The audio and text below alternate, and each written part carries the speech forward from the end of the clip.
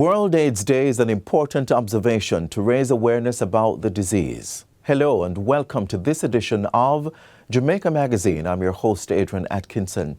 In this week's Get the Facts, Theodore is sitting down with a member of the Jamaica AIDS Support for Life to have this important conversation. Let's listen in.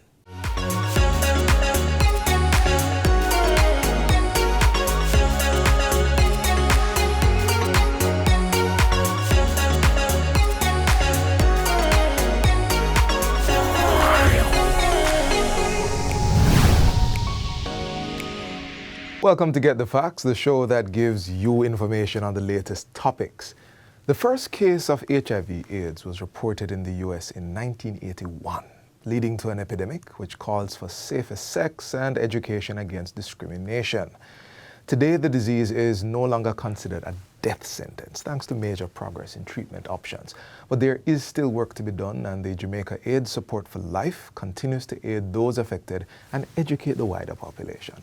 World AIDS Day serves as an important reminder that we must remain steadfast in our commitment to preventing new HIV infections and providing essential services to people living with the disease. Now, with us today is Monitoring and Evaluation Manager at Jamaica AIDS Support for Life, Xavier Biggs. Mr. Biggs, welcome. Thanks for having me. Let's start off with you telling us a bit about Jamaica AIDS Support for Life. The why. Let's start with the why. So the Jamaica AIDS Support for Life is a non-government organization that got started back in 1991. Right. When HIV entered the Caribbean space in the 80s, we just knew that our friends and our family were dying from this strange, mysterious virus. Mm-hmm. And so as an organization, we were formed back in 1991 to develop a hospice first that was supposed to do final rites care for those we love. Okay. Fast forward to 2024. We are a comprehensive health and case management system that covers the entire continuum of care, starting with HIV education and prevention, through to diagnosis and treatment. And we also do programs in enabling environment and human rights. So we span that entire continuum, ensuring that wherever people are, they are able to access appropriate information for their needs, and we provide a solution to them. Okay, so if I'm parsing this correctly, at start, yes, it was a sort of end of the road, yes, sort of intervention, but now from day one to life, yes, right? From day one to life, Jamaica AIDS Support for Life is there to support those who are affected and also sensitizing. Yes. And I'd like to underline and dig in with the sensitizing bit. How do campaigns work and education in communities? So HIV, a big part of the challenge we've found with HIV is that transmission occurs because people do not have adequate information. And so it was important to start there first. Okay. And so we have a package known as HIV 101 that focuses on HIV education and sensitization. Right. We do that in schools, communities, workspaces, wherever people will have us. And we start by having a conversation around safer sex practices and general things that can be done to protect yourself from contracting HIV. Got you. And what's the reception like? What are we seeing? The reception varies because, people are at different stages. And for example, in the workspaces, some people might not in that moment want to have certain conversations because colleagues might be around, but in a one-on-one, they might respond differently. Right. But we've had major successes generally with these conversations because people either in these group settings respond well to the information, take our contact information and reach out to us post, or because of the consistent nature in which we've been able to do it over the last 30 plus years, we've built a reputation that people know that they can reach out to us and we will provide them with the information that they need. Right. Consistency. Yes. Consistency is key, as well as knowledge is power. It is. We always hear those. Cliches are true still, So we see. Now, can you share a success story with us? HIV, there are several success stories if you think about it in the grand scheme of things. One that comes to mind is an individual who found out through a random health screening process that they were HIV positive. Mm-hmm. The numbers that monitor their health outcome would suggest that they had advanced HIV. Numbers being? So there are a few numbers that are used to monitor HIV care, such as your CD4 or your viral load. Oh, okay. And those numbers would suggest at the time that the individual would be in an advanced stage of having HIV. Right. Fast forward to now, They are on treatment, they're healthy, perfectly normal, and we're talking 10, 12 years later. So there are several stories like that about HIV. And if you come into Jamaica AIDS Support for Life, wherever you are on the continuum, be it just a novice that needs to get information, we'll give you some of that. If you're someone who, when tested, is found to be reactive to HIV, then we can add you on treatment immediately, and we support you through that entire process. Right. Now, you said if we come in, we can find you guys online? Yes, man. We're on all the social media spaces. So we're on Instagram at Jassel Info, we're on Twitter at Jassel Tweets, and we're on Facebook at Jamaica AIDS Support for Life. But outside, and we're definitely on TikTok. I'll check you back for that one. But in these spaces, we offer offlining, where we start the conversation in our DMs, and then we can offline individuals to come in for physical services. We also have 3 locations across the island. We're at 3 Hendon Drive in Kingston, 14 King Street in St. Anne's Bay, and 16 East Street in Montego Bay. Right. But from these 3 locations, we provide services across the entire island. Got it. There's one thing I wanted to ask about the whole continuum of care. Yes. Especially for those affected.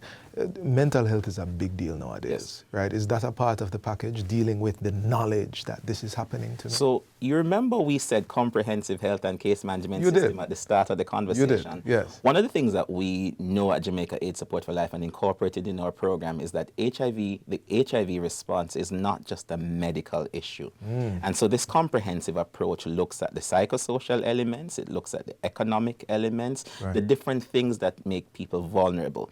So we have as a part of our team a psychologist that helps people with early onboarding of the information and guiding them through that early stages, whether that be denial or just general acceptance overall, and supporting them through the process. There's a case manager that's a part of the system that designs personalized healthcare plans with the individual so that we can decide what are the needs that this individual will have over time. So the program is extremely comprehensive. Beyond that, we also look at the environment that people access care in. And so we have conversation in the legislative spaces that looks at the laws and policies that affect how people access services. And we provide solutions there as well. Right. So advocacy is a big part of what we do. We're going to pick up this conversation because I want to ask you a little bit about how the landscape has changed. Sure. You know, how many years did you said 30? So we got started back in 1991. So this year, Jamaica AIDS Support for Life is 33 years old. 33 years old. Please, we're going to take a break right now, but do stay with us.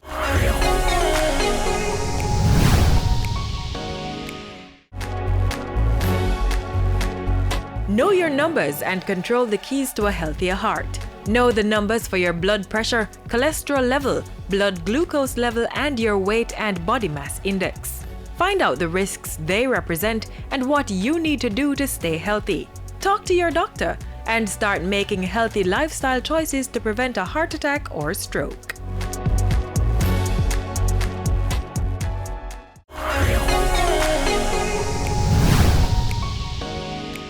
Welcome back. We're discussing the work of the Jamaica AIDS Support for Life. Yes, and I'm sure I got that one right. You did. And we're discussing this with Mr. Biggs. Now, Sir Biggs, we broke on the question, how has the HIV AIDS and treatment changed over the years, the landscape, how has it changed, the advances? Well, I want to add something to that as well, because it's not just those affected, it's also the whole society. Yes. So how has perception shifted over the 30 plus years of your existence? Okay, so the best way to understand the HIV landscape is to understand how treatment has evolved over time. Sure. So when the virus came about, like I alluded to earlier, we had no information about it. We did not know what was causing it. We just knew that people that we knew and loved were dying. Right. So in 1997, when ARVs were first introduced, it was also antiretrovirals. Yes, antiretrovirals. Right, so getting the facts. Yeah. So when that was introduced back in 97, it was still very rough. It was a new drug, the toxicities were high. And so over time, treatment has been refined. If you watch videos from back then, people will tell you that they were taking as much as 10, 12, 20 pills. Fast forward to now, people take 1 tablet for management of HIV generally. Per day? Now that one tablet per day. Now that 1 tablet is usually a 2 or 3 drug combination, but it's an effective treatment for managing HIV. So right now, Jamaica has, within its service delivery model, one of the most effective treatments for HIV management, and people can be well managed on one combination tablet daily. That's a big deal. That's a 20 big down deal. to 1. Yeah. Right. Another thing that has changed in the landscape is before we could only talk about condom use and reducing partners. We've now added biomedical interventions, and so there are things like pre-exposure prophylaxis.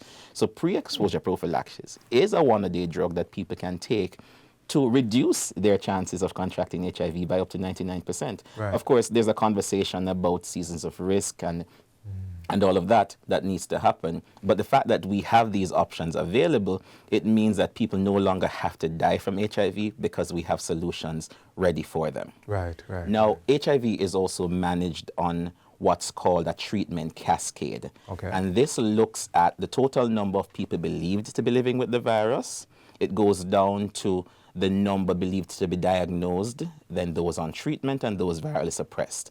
The aim of HIV treatment is viral suppression, because in viral suppression, people are not able to pass the virus on to anybody else. So here are some numbers for you. Please. In December 2023, we believe that there are 26,000 people believed to be living with HIV in Jamaica. Right. The models are always changing, and so you'd have heard different numbers over time, but when you factor death and migration and all of that, Right. we're at 26,000. 26,000, okay. Of that, we believe that just about 90%, 23,500 thereabout, know their status. Where we start running into a little bit of trouble is that 16,100 and about 11 are actively retained on treatment. So the first gap we have is that there are people who are aware of their status who are currently not on treatment. Beyond that, 16,000 plus who are retained on treatment, 11,400 plus are virally suppressed, which is about 71% of that number. Right. So if you start doing the math, you realize that we have some gaps along the way, because you have to get to viral suppression so that you can't pass it on. Right.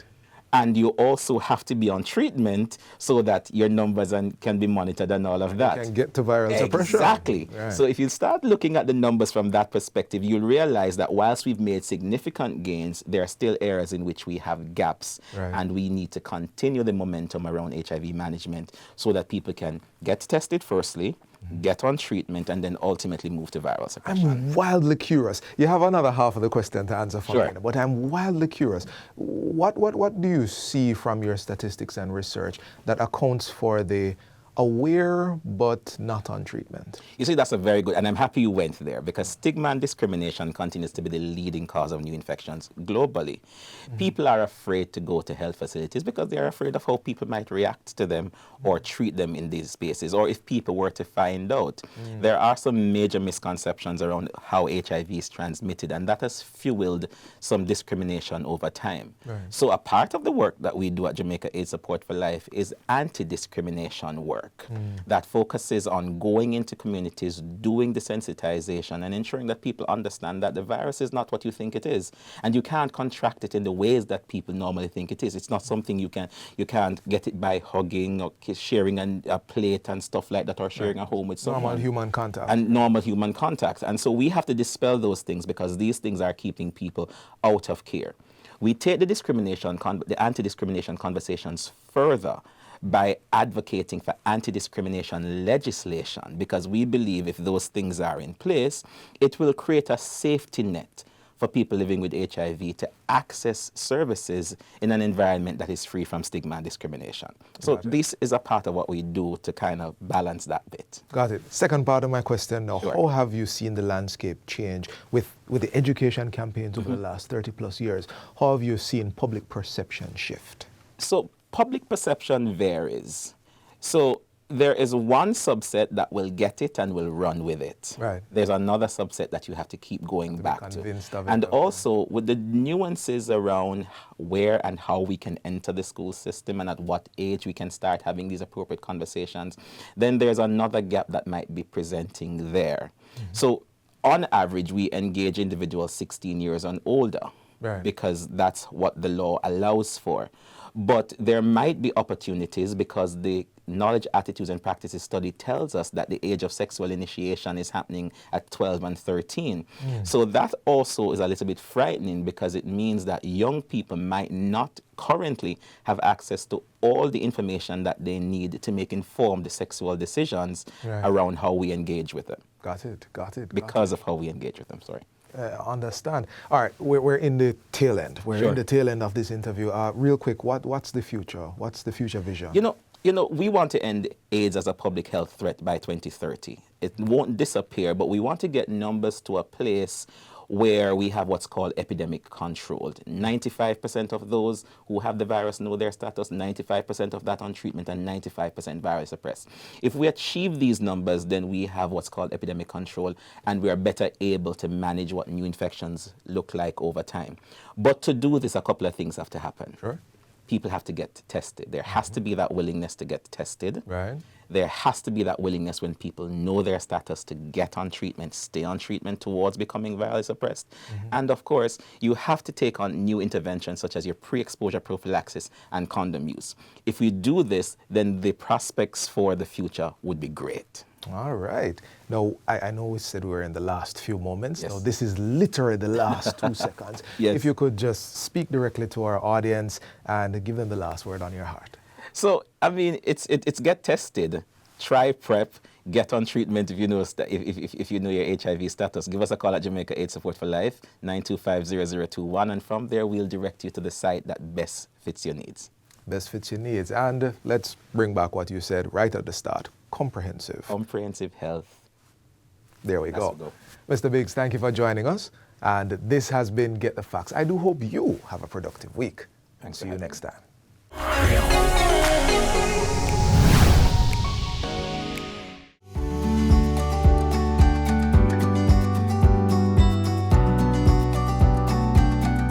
Attitude is something which productivity will require, and a good attitude. So these are conversations which are difficult. Because how do you instill a good attitude? It starts by the kinds of activities that you engage your children in at an early age. What are we teaching our children even in our own homes? How do they see us reacting to challenges? How do they hear us addressing issues? That's what's going to shape their attitude and their mindset.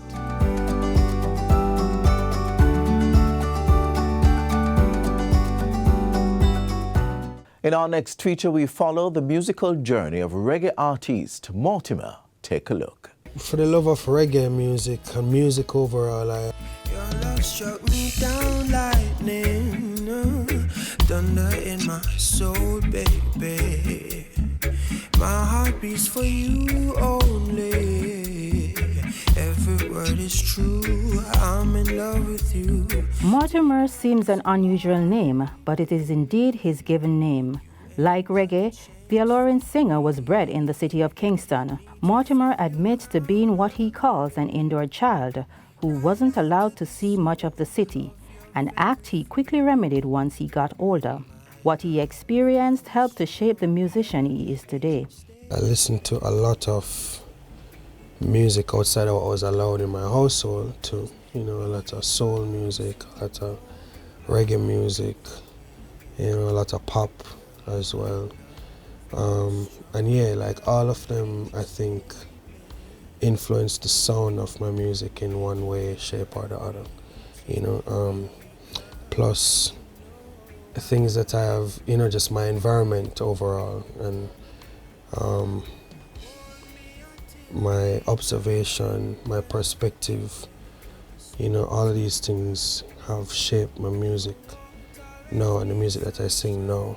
Listening to the melodic words of the love-struck artist makes you wonder about his pen-to-paper process. My process involves a lot of sinking within myself, you know what I mean, a lot of letting go of a lot of things within myself too, to give myself the space to kind of be honest, the most honest I can be when I'm writing. It's a very immersive process for me, you know what I mean? I hate to be bothered in those times. Oh, brother man, can stop for a breath, but don't you quit. From an artistic family, his career could have gone no other way. My mother used to sing, and my father writes as well. And I grew up in an artistic household overall. My father is a painter, and I too, I dabble in art as well. Still, his path took his parents by surprise. For the love of reggae music, I have put myself in a position to be forsaken by family. The church boy who wanted to be a reggae artist. So, how was that conversation? I wish it was a conversation, but it wasn't, unfortunately. There was no conversation more than I would need to leave if this is the kind of lifestyle that I'm going to pick up. Music was the choice of a child who wanted to be his own man and not necessarily walk in daddy's footsteps. When it's right, you will feel a fire. Nothing's wrong with having desire. Just be willing to pay what it requires. Many artists play their music in the shadows and fade away when the light appears. But here we are with Mortimer. Besides his obvious talent, a collaboration with Protégé is credited with his fortune. I definitely would say that song did a lot for the visibility of my career. I went to rehearsal one evening. He told me he had somebody to meet me, somebody for me to meet. And it was Protégé and Winter, James at the time. And, they were like, yo, we've been listening to the stuff you've been making in Paris and, your other music that you have come out as well. And we'd like to work with you. And from there, we developed a working relationship, and we got into the music of things, and it was fantastic, very natural, very organic kind of situation. The first time I heard it, I was like, whoa, and yeah, it was a joy and a privilege for me to sing that for sure. Musical collaboration is often sought when trying to reach another audience. By his own admission, collaboration played a significant role in his career. But how does he feel about the coupling in general? Collaboration is very important, I think. I have been caught in the past, with feelings of, oh, well, yeah, it's my music and it's my music and I need to write it this particular way and it needs to have this particular bass line. And while all of that is good too, collaboration kind of helps you get out of yourself sometimes too, for the benefit of the music itself. It gives you a chance to see from somebody else's eyes, to hear from somebody else's ears, and to experience just another person's perspective overall. And all of that now combined together, creates a work of art that is so multi-dimensional, in thought, that you end up with a really solid product. Given the opportunity, who would you like to collaborate with? Bob, for sure. For sure. It's possible that we could go vault diving, but it's also possible that opportunity won't happen. Who else? Chronix is one. I'd love to collaborate with Burning Spear. I think he is a powerful force in reggae music.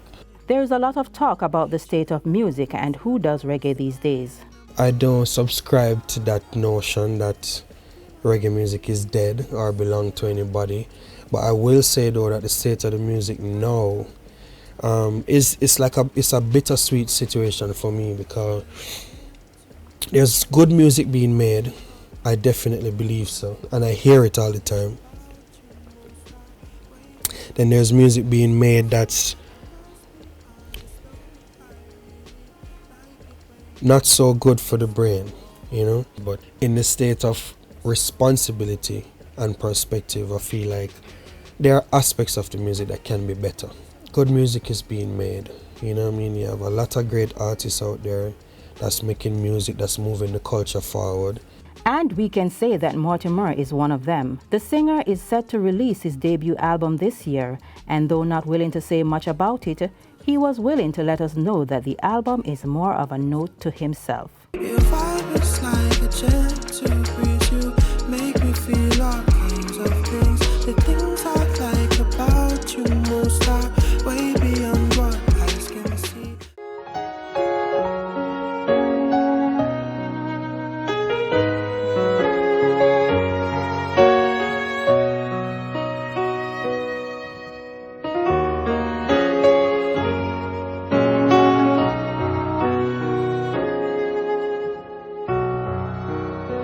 Almighty God, creator and sustainer of life, we are humbled by your acts of kindness to us over the years. You have journeyed with us through the bitter years of slavery and have brought us the gift of our emancipation. We thank you for those who, with determination, have led the way to our freedom. We celebrate another act of your goodness. We have matured. Hallelujah, hallelujah, hallelujah. We give you jubilant praise and thanks, oh God. Gracious God, despite our shortcomings, we have much for which to give you thanks. You have been faithful to us in good times and in challenging times. We pause to give you thanks for all your expressions of love, O God. We celebrate and give thanks for the harmony that exists among us. Truly, we are living witnesses of what it means to be out of many, one people. We give you thanks for the infrastructural developments that have taken place over the years. We celebrate and give you thanks, O God, for the giftedness of our people, their kindness and creativity, their indomitable spirit that have resulted in excellence in all areas here at home and within the diaspora. Oh God, we truly love our country, and we thank you for making us a special people admired by the world.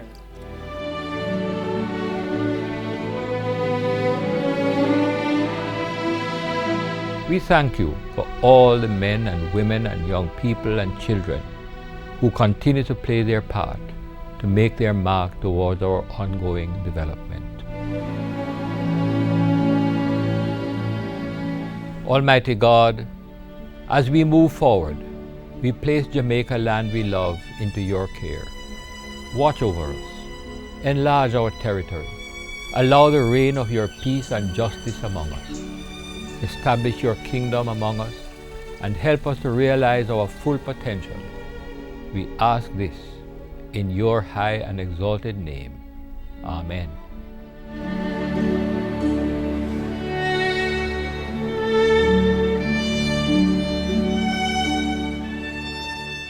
And with that, we've come to the end of today's show. To catch a repeat of this or any other, feel free to log on to our website, jis.gov.jm.